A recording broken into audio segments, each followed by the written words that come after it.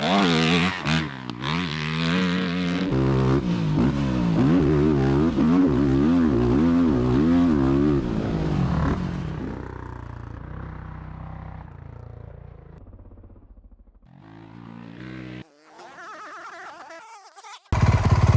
it's hard to even explain how fast these modern bikes are. They're insanely fast.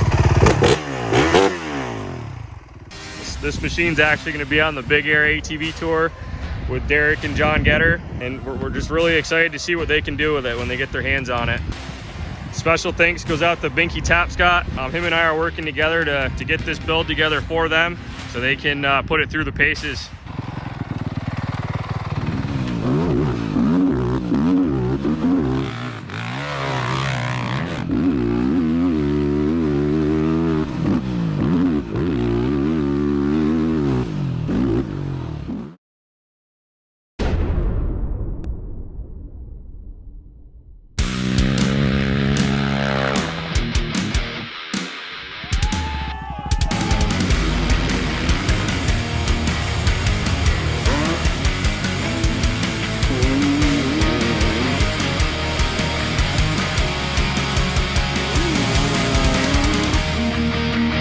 At the races, we're so cutthroat, like we just want to whoop each other, you know?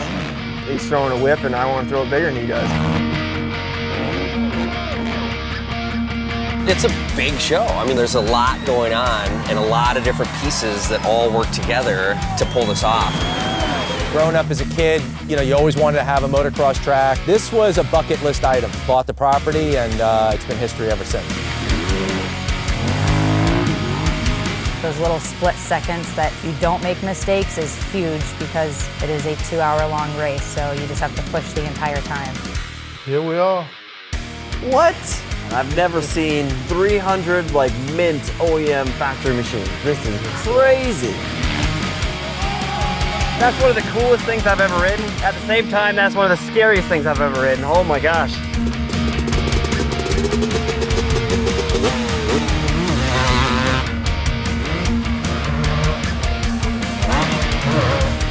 Raw ice is the best for us. The fastest we can go is with a plowed track. With studs, the clearer the ice is, the better it is for us for traction.